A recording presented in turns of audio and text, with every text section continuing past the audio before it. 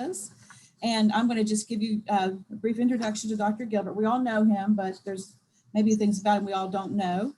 Dr. Jerome A. Jerry Gilbert became the 37th president at Marshall in January of 2016. He's a Mississippi native with a background in biomedical engineering. President Gilbert previously served for nearly 6 years as provost and executive vice president of Mississippi State University. Before that, he was the university's associate provost and associate vice president for academic affairs for 6 years. Earlier roles include head of the Department of Agriculture and Biological Engineering and coordinator for the Biomedical Engineering graduate program in the Bagley College of Engineering. President Gilbert attained the rank of professor in 1993 after joining the Mississippi State faculty in 1988. As associate professor from 1989 to 2005, he also served as adjunct clinical assistant professor of orthopedic surgery research for the University of Mississippi Medical Center. He served for 10 years as a research affiliate with the Institute of Neurocognitive Science and Technology at Mississippi State and was among the first class of Mississippi State's honors faculty in the Shackles Honors College.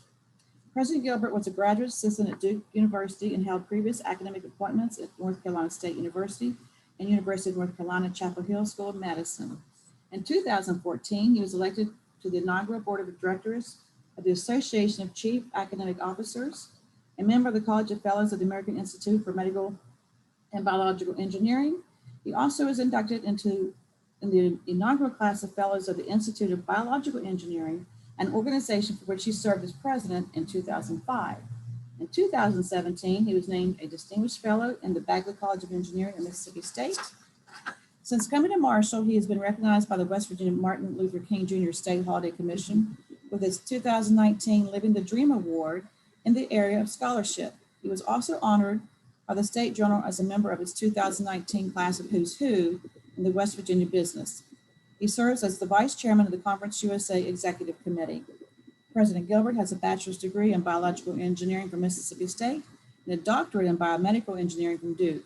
He and his wife Lee are the parents of 3 grown children, Caroline, Sally, and Peter, and they have 2 grandchildren, Eliza and Roger. That's very impressive, Dr. Gilbert, and we're more than happy to have you with us at Marshall and with us today. So thank you, and I'm going to turn it over to you. Thank you. I appreciate it, Elizabeth, and that was a very generous introduction. I want to talk today about our aviation program, but before I do that, I thought I would go over a couple of other topics. One is the collaboration that we have with the community at Marshall. I consider Huntington to be a partner with our university. I've never seen a stronger town-gown relationship than what I see at Huntington with Marshall. I say that Marshall is Huntington and Huntington is Marshall. I think since November 14th, 1970, that relationship has been very strong. It was changed forever. We're linked and we will forever be linked in a very special way. We're working together with the city on a number of different projects, including a new baseball stadium, which has sort of been put on hold because of COVID, but we're hoping to get that started back. The Hal Greer corridor, which we're hoping to see some progress this fall there. The renewal of Fairfield and many other items where we're working with the city. We've created a business incubator downtown, the Brad D. Smith Business Incubator, and we're attempting to spur economic growth in Huntington. We partnered with Mount West Community and Technical College to develop a 2-year associate's degree program that you're going to hear more about in my presentation. And we hope that that's going to help attract some businesses to the area. Beyond our area, we're looking at working with other 2- and 4-year institutions of higher education in Southern West Virginia. We call our organization the Alliance for the Economic Development of Southern West Virginia, and we're working with the state and economic development groups to attract business and create jobs. Additionally, we're working with the Virgin Hyperloop project in Grant and Tucker counties, along with WVU. And we're excited that this project is going to demonstrate the possibility of transporting people in pods at up to 600 miles per hour in concrete tubes connecting major metropolitan cities. In recent discussions with the Virgin Hyperloop officials, we've suggested that Marshall and its large structural lab in our engineering department could assist in the testing of high tensile strength concrete and providing other necessary R&D support for them. I say that this is a futuristic transportation project, but that it is not science fiction. It's real, and it's starting right here in West Virginia. On the second topic, before I go to my slide presentation, I want to give you a little update on the COVID response at Marshall. We've been dealing with this for about a year now. I think it's a year this week. Our semester last spring was online after the governor issued his stay-at-home order in March. We implemented a number of very stringent measures on our campus to make the campus safe. We de-densified the campus by only allowing freshmen and grad students to have face-to-face classes, and then those students that had laboratories. So we had about 25% of our students on campus. We trained 9 contact tracers and established a quarantine residence hall, and we have tested consistently about 10% of our campus each week for COVID. We've been administering the Moderna vaccine since December 30th to Marshall employees. Each week we get a vaccine distribution from the state that goes to one of 5 hubs, and our hub is the Cabell Huntington Health Department. We are at the mercy of what we're being sent, but we are proud that we have administered 1,617 first doses and 1,241 second doses as of yesterday. This represents about 3/4 of the employees at Marshall. We're going to continue administering vaccines. We just got word yesterday that we are to poll our students, that the state may be providing vaccines for us to vaccinate our students, which makes us very happy. So now I'm going to switch gears and talk about Marshall Aviation. And I hope that I have shared this screen so that you can see the beautiful airplane, which is a Cirrus SR-20, which is going to be sort of our mainstay for our aviation flight school. So do I just, Eric, could you advance for me to the next slide? So we saw that COVID did have an impact on the aviation industry. It created a temporary, a temporary oversupply of personnel, but we know that the long-term impact is still going to be good for, or long-term prospect for people in the airline industry is going to be good. We know that there are going to be significant retirements, and about 50% of licensed pilots are going to retire in the next 20 years. The federal government has a mandatory retirement age of 65 for pilots. So there's a lot of, and that was actually increased a number of years ago. It was 60s, then they raised it to 65. So they delayed the forced retirement of a lot of commercial pilots. And now those pilots are getting to the age of, many of them are getting to the age of retirement. So Boeing has done a detailed analysis, and the next slide will show you. We expect the airline industry to recover fully in the next 3 years, but in the next 20 years, we are going to have a demand for new airline pilots of about 10,400 pilots per year, and a little over 9,000 technicians per year in the United States. So worldwide, there's a tremendous demand for personnel in the airline industry. So next slide, please. So I want to go back 3 or 4 years and talk a little bit about what led to our interest at Marshall in looking at aviation. Next slide, please. So in 2016, HADCO, which is the Huntington Area Development Council, commissioned a study to explore aerospace in our region. And then a year later, in 2017, RCBI, which is a division of Marshall, that stands for the Robert C. Byrd Institute for Advanced Manufacturing, they received a US EDA grant and established a division of RCBI called RCBI Aero, which focuses on the aerospace industry. Next slide, please. And as a result of having this RCBI Aero, we decided in 2018 that we were going to host a major aerospace conference in 2018 that was called the Appalachian Next Generation Aerospace Conference. And that was held on October 18th in what then was the Big Sandy Arena. Next slide. We've also, and that I will say that that conference brought a lot of people together, including industry folks, and our congressional delegation came in from Washington and talked about how our region of Southern West Virginia could be a perfect area for the aerospace industry. We have a strong aerospace industry in Northern West Virginia, and we know that Southern West Virginia is ripe for expansion.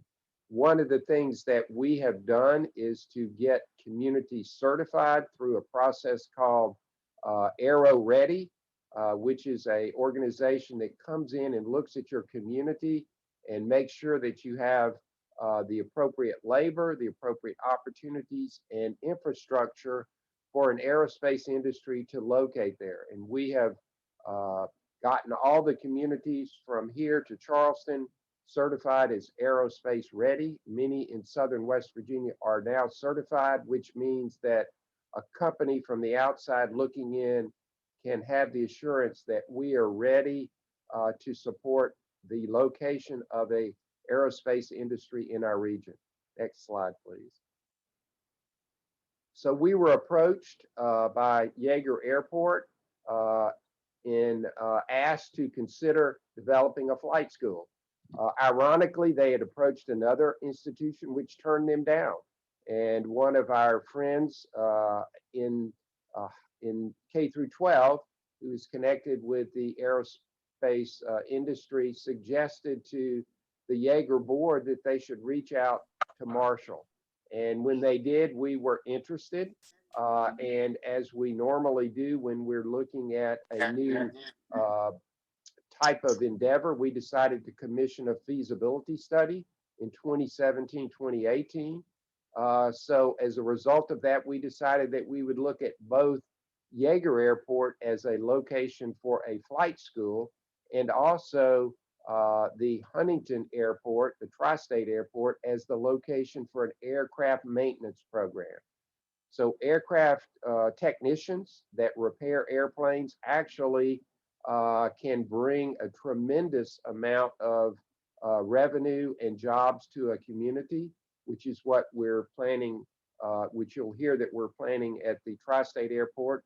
And then the flight school brings in some pilots. A lot of them, of course, they're very mobile, as you might imagine, since they're pilots, and they can go to other locations. But we think there's enough individuals in West Virginia that would want to stay here, locate here, and then fly from Charleston to one of the major hubs, from either to Atlanta or to Charlotte, Chicago, or another major hub. So we think that we have the capacity to provide homes and jobs for a lot of pilots that would then fly out of the Yeager Airport. Next slide, please. So our study that we commissioned actually told us that there was a great demand for additional pilots, as we said earlier, and there was also a need for an aircraft maintenance program. So we decided that we would, in fact, go with a flight school at Yeager, and we would develop an aircraft maintenance program at the Huntington Tri-State Airport. Next slide, please. So we actually started talking with one of our alumnus who is very distinguished. You see his picture here, Bill No, who is a former CEO of NetJets, who has connections worldwide in the aircraft and airline industry.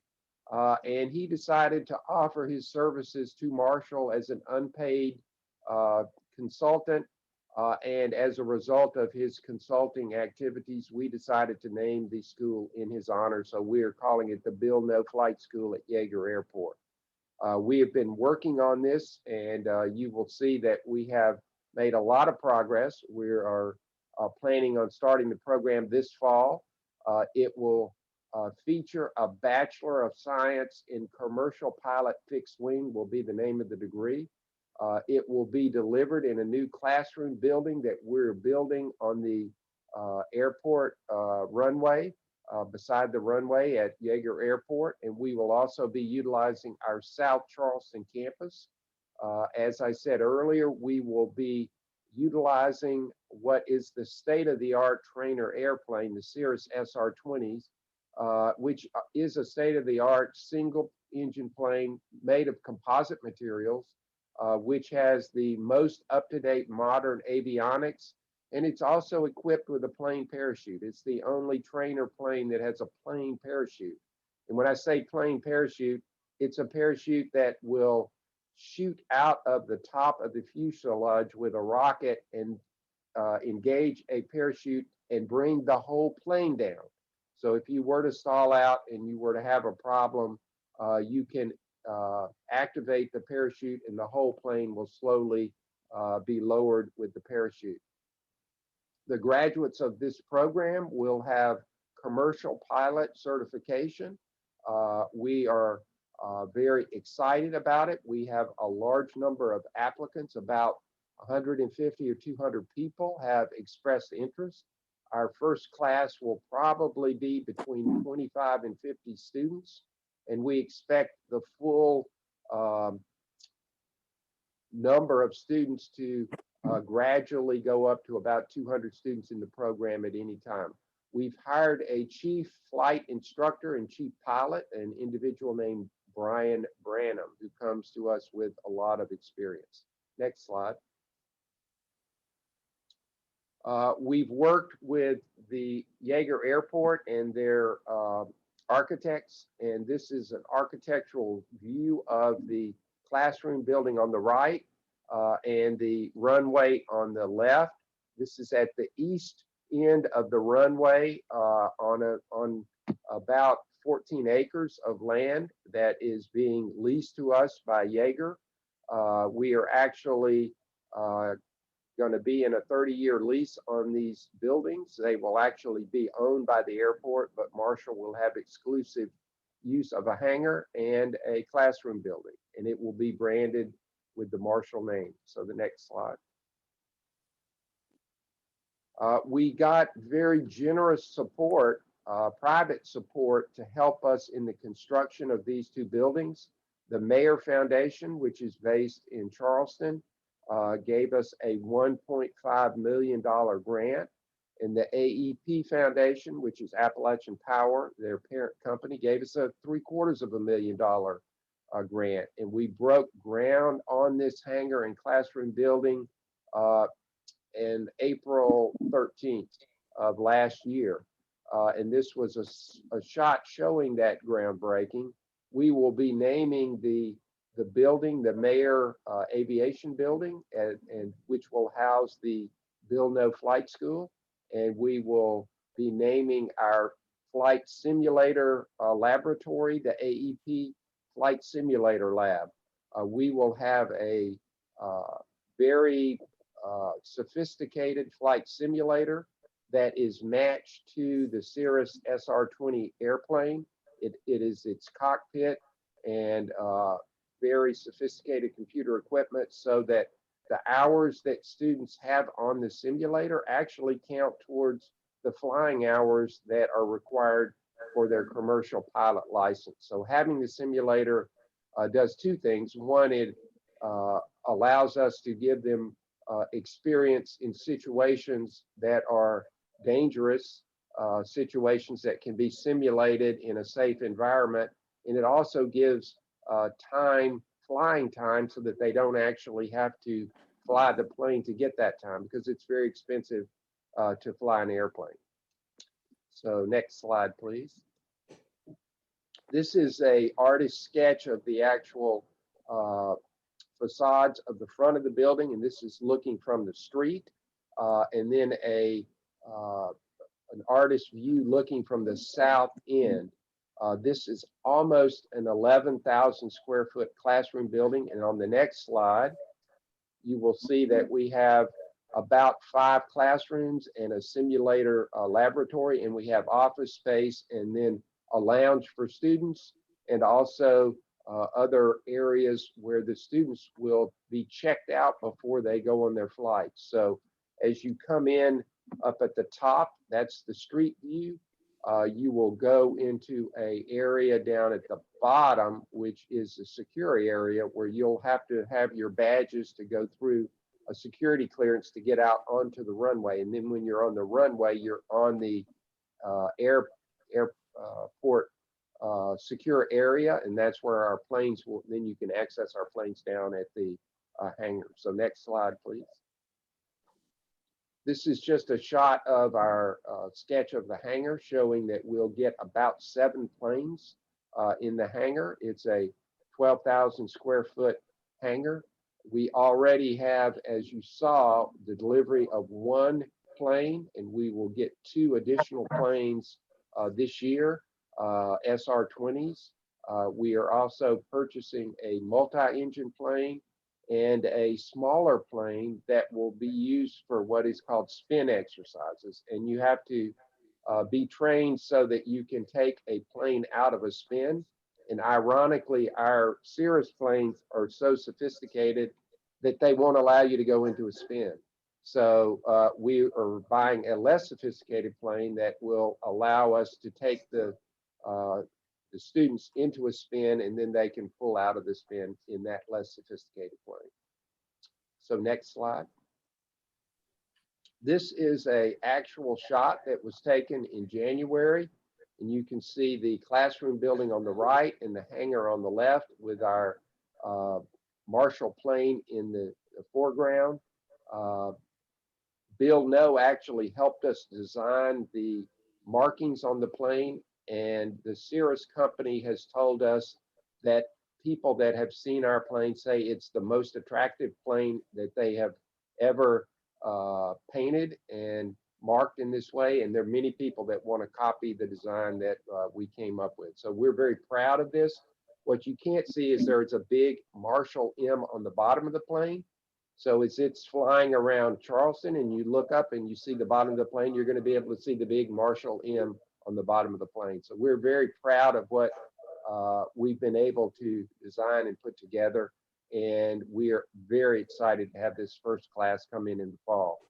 We're actually going to be working with the airport to build a hotel at Yeager, which will be very close to the terminal.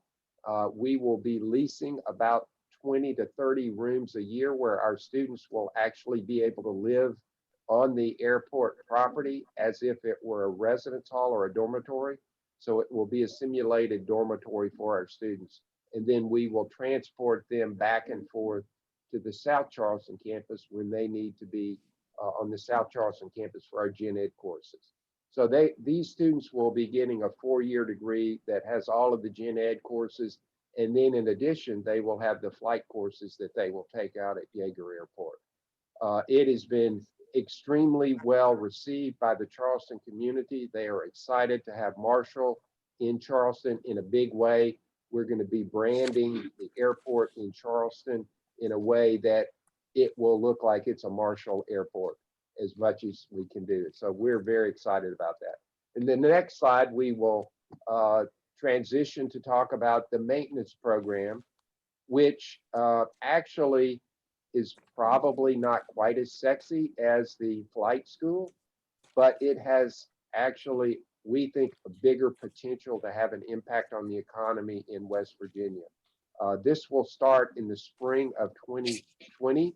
We actually have a groundbreaking scheduled for next month where we will, and I'll show you in a second, where we will be taking some facilities at the Tri-State Airport and transforming them into classrooms and laboratories for our students. So the next slide, please. This program, unlike the flight program, is not a 4-year program. This is going to be a 2-year program, which means that the students going through it will get an associate's degree. And we are offering this associate's degree in combination with Mount West Community and Technical College. This will be the first joint program of its kind in the state where a 4-year institution and a 2-year institution come together to offer a degree program. We are very excited about this collaboration between the 2-year community college and the 4-year Marshall Institution of Higher Learning. We think it's going to be a model that other people will want to follow, where the 4-year schools can work with the 2-year schools. We will offer it in 2 repurposed hangars at the Tri-State Airport. The graduates of this program will be certified to work on all private and commercial airplanes. I made this slide a little time ago, so I've got that we originally had wanted to start this in the fall of 2021, but it's actually going to start in the spring of 2022. So that I need to correct that for the next time I show it. And we're expecting a student body of about 75 students. So if you think about the 4-year program, you've got 200 students over 4 years. This program is almost the same size because we've got 75 students over 2 years as opposed to over 4 years. So it's almost the same size program because it's a shorter time period. We have selected a interim lead instructor, a gentleman named Tom Stows, and our program director will be Jim Smith. Next slide, please. We've been working very closely with the director of RCBI, and the director of RCBI is also our vice president for federal programs, Charlotte Weber. And we've sought federal grant support and also private industrial donations for equipment and aircraft. So we have gotten 2 major awards, one from the ARC, a $1.36 million award, which was announced last October, and then a $975,000 grant from the US EDA that was announced in January of this year. So we are proud that we have been able to get support from the federal government to help us in developing the program. We've also had donations of aircraft. We had a Marshall alumnus that has donated one of his planes that will be used as a model in the laboratory. We've also gotten commitments from Delta Airlines, from Airborne Maintenance and Engineering, Home Depot. They have aircraft, from business jets, and from UPS, who also flies, and FedEx. So we've gotten the commitments to donate equipment that our students can use in the laboratory to work on as part of this program. It's going to be a very exciting program. I think students that leave this program are going to be able to go into jobs at $70,000 to $80,000 a year right out of the program. And in a slide or two, I'll show you something also that's very exciting. Next slide. This shows on the left, you can see a portion of the airport, one of the extensions of the runway, a taxiway, with 2 hangars that we're going to be utilizing in this program. The first up at the top is a 15,000 square foot facility, which is already in excellent shape, which we will use to do our power plant labs. And power plant's another word for the engine. So our engine labs will be in this building. The building on the bottom, the hangar on the bottom, is a hangar that we will be renovating. It needs some work. And we will have within that hangar our classrooms and also lab space and hangar space. So we'll have 2 separate facilities that we'll be utilizing. Of course, these individuals, these students will not be flying. They'll be doing all of their work on the ground. We are on a taxiway, so we'll be able to fly our planes from Yeager over to Tri-State and bring them in for our students to work on if we want. And we hope to have a lot of cross-pollination between the Yeager Airport and the Tri-State Airport. We've had a lot of great conversations, and we know in the past they've been pretty much adversaries and competitors. And we're trying to create a situation where we can work together and actually raise up both airports with these programs. So next slide, please. What this 2-year degree program is going to allow us to do is to create the possibility of attracting a major MRO at Tri-State Airport. An MRO is a maintenance, repair, and overhaul facility.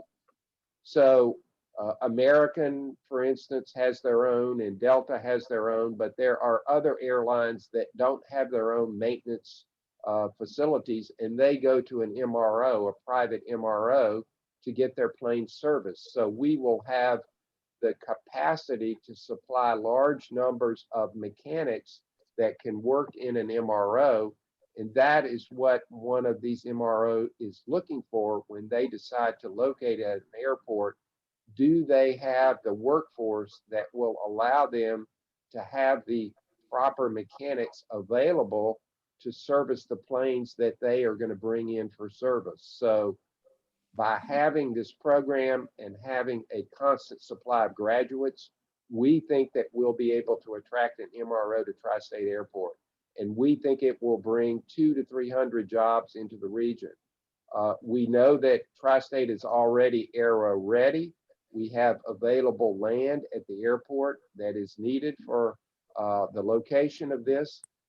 As I said earlier, it's going to bring in hundreds of new jobs. And we know that the labor force in this region, because the coal industry is very mechanically oriented.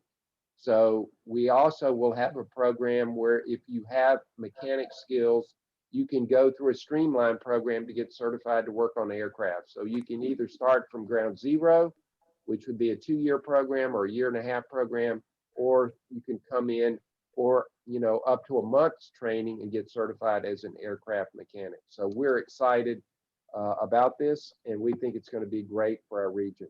And with that, I think I'm at the end of my slide deck. On the next slide is my slide to thank you and tell you that we think that Marshall is actually flying very high right now, and that we are definitely on the rise as a university. So we're excited about what these two programs can do for Marshall.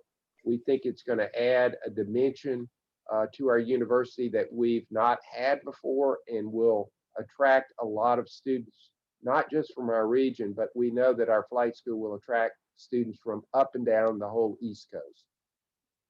So with that, I will stop and let the participants or the students ask any questions that they may have of me of anything that I've talked about so far.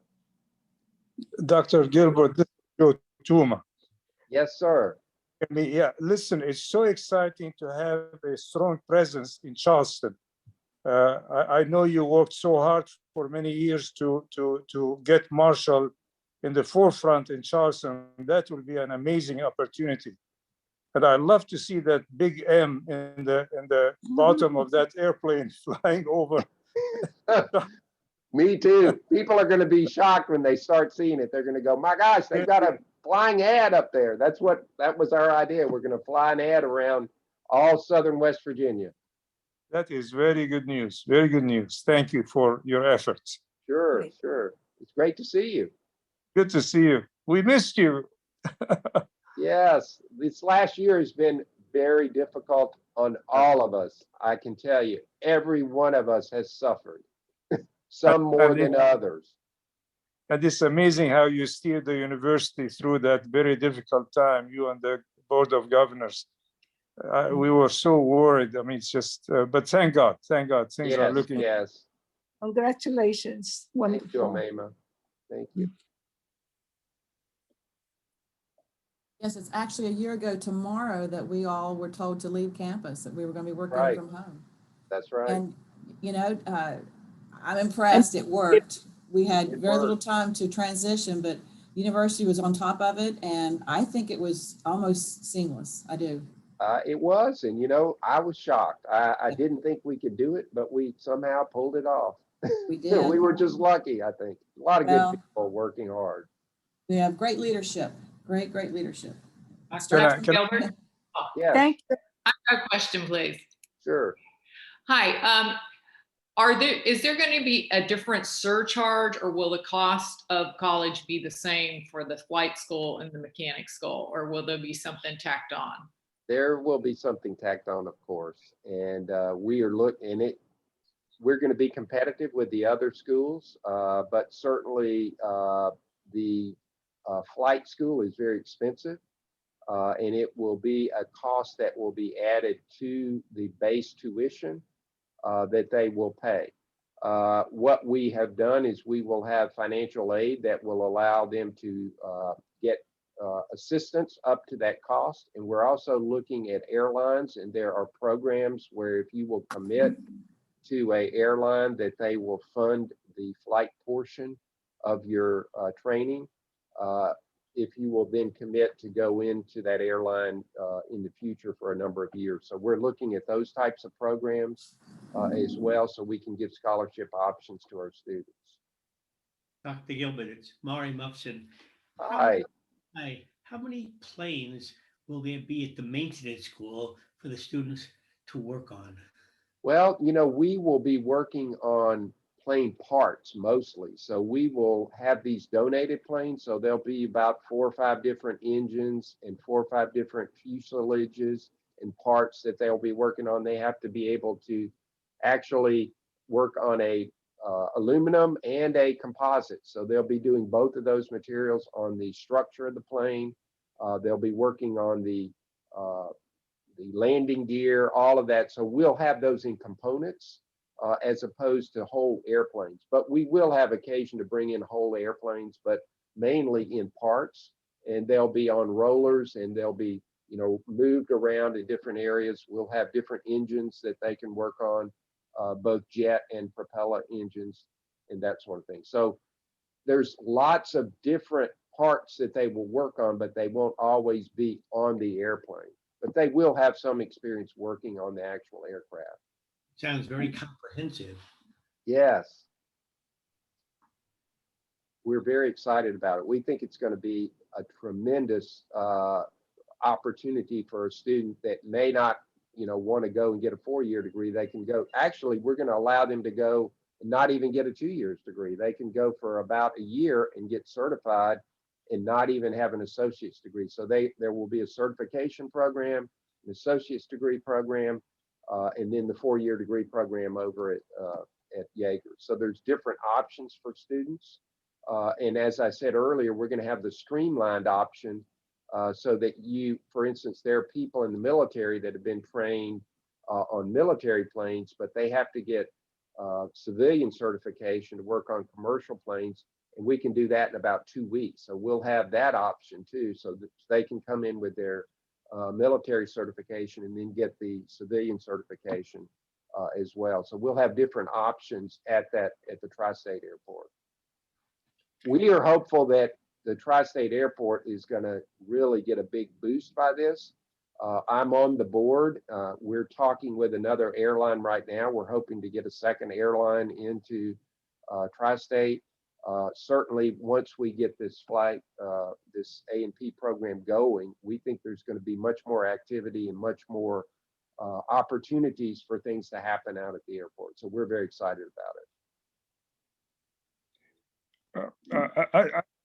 This is Joe again. I want to take advantage of having Dr. Gilbert with us. On behalf of everyone, we want to thank you for your support for the LLP. Sure. It has been wonderful program. Yes. And Elizabeth is doing a great job. You know, Didi must. Elizabeth has done a fabulous job. I mean, this has been a great program for her, and she's just taken it to great levels. So we're excited about what she's doing with it. I appreciate that, because about the time I took over, we had to go We had to go virtual, so thank you all. It's my privilege and pleasure to be here. Go ahead, Dr. Tuma. No, that's it. That's it. Well, I just want to thank Didi Mufson because she's the one that came up with the idea to start with. Right, Together. right. And she came to me, and we're twins. We were born the same date. Is that right? Award, but she came up with the idea. It was fantastic, and we worked with the president, and has been a pleasure. Thank you. Great. Thank everybody who's been involved. It's really been a wonderful activity, and I'm so pleased that Elizabeth was able to keep us going and actually moving forward in a year where a lot of things ran into roadblocks and nothing much happened. So we've had a really good year, and it'll be even better when we're let out of captivity. We're all looking forward to that. I have Well, a question, Dr. Gilbert, Diablin. What happens? I mean, these are obviously small planes, and the airlines are wanting pilots for big jets and Right. all. What happens after this program as far as working for commercial jet flights? Well, I had that same question. So every time you go to a new airplane, let's say I'm trained, you get a commercial pilot's license, which they'll get out of this program. And we won't have them flying jets in our program. They'll just be propeller planes. But if they went to the airline, they would go into a 2 week to a month training program where they would go to a simulator, say for a DC-9.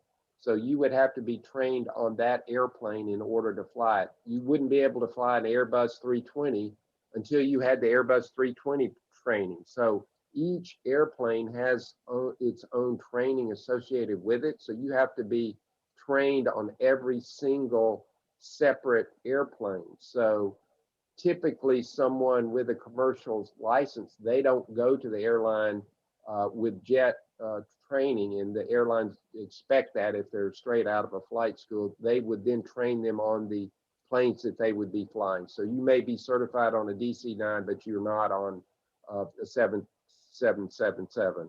But you could then get that training if you wanted to move up and fly those planes. And I think there's a hierarchy too.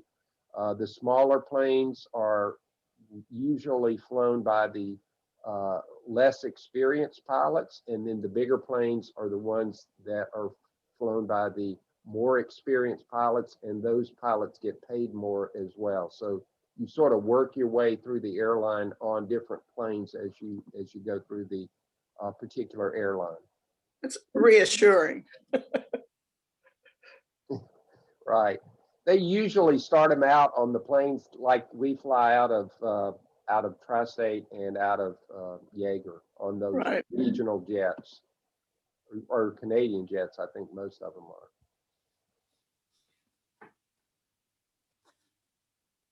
Actually, I've had the opportunity to fly the SR-20. I'm not a pilot, and I've never had any flight lessons, but a pilot who was certified sat in the beside me and told me what to do, and I was able to fly the plane and land it. It was amazing, but it was all good weather and everything, and the visibility was great, but it was a very easy plane to fly and a lot of fun to fly. Dr. Walker, do you have anything to add? Because you are I believe you are a pilot, is that correct? Yeah, and I've done some ground school teaching, and I might offer myself as a tutor, just to have, not a certified, but a tutor to just help the students when they have problems understanding all the regulations. But I have two questions for Dr. Gilbert. One of them is that we demand a higher level of physical capability of our pilots, and so they have to be Right. examined, and they can't just go to any doctor for that. They have to go to a certified examiner. And are we Right. working with the our medical school to have some of those people become certified medical examiners? And I give the second question, you can answer them both at the same time. Yeah. And that is that West Virginia is one of the few states to have a program to train coal miners to become solar panel installers. And I just wondered if we were going to tie this program of maintenance into you know, the person still has a career left, a 40, 45-year-old person, to be a mechanic, probably not a pilot, but probably in that. So we're going to tie that into our declining coal miner. How do we support the coal miners who no longer have coal to mine?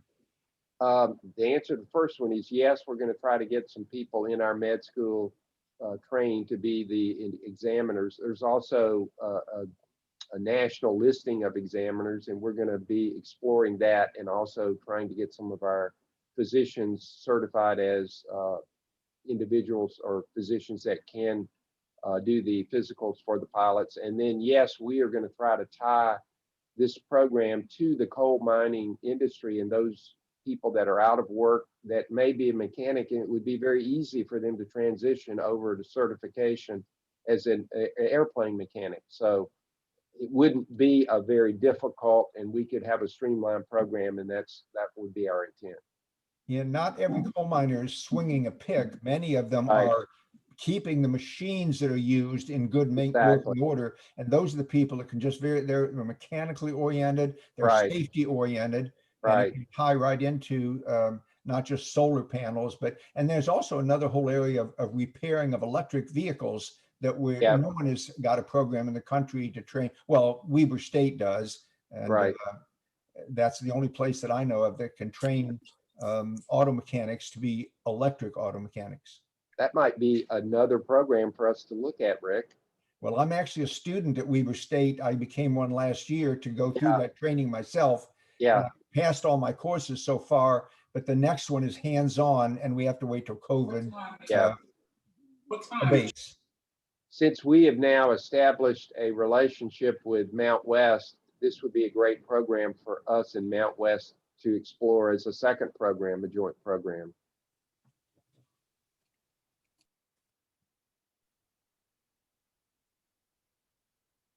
Other questions?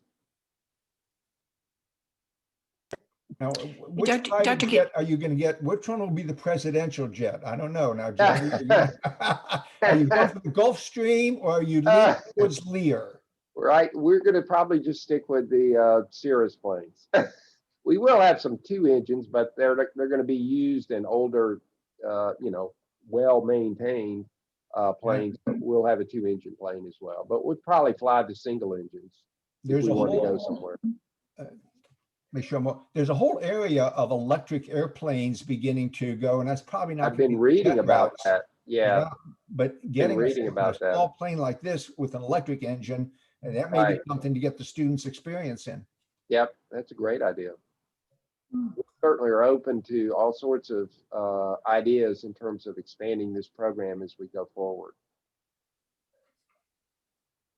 Dr. Gilbert, it's Yes. Charlene Hawkins. I'm a retiree, and I really appreciate this LLP program. Elizabeth's doing a wonderful job, and I hope that we'll see the return of the Emeritus Club. That is such a nice group of retirees, faculty, and staff with a presentation every month, and it's just a great time for us to get together. Those of us that are no longer on Marshall still bleed green, and we like to know and feel connected to the campus. So we can do it. We can do this through the LLP and then also through the Emeritus. So I hope we'll see that group return in the fall. I think they probably were on hiatus during COVID, but certainly. Yes, it was difficult, I think, to get enough people participating in order to make it worthwhile. But I'm looking forward to it. And as I say, and then the LLP program, it's just a great combination for me. I'm lucky I can participate in both. So thank you. Thank you for your support for both. You are welcome.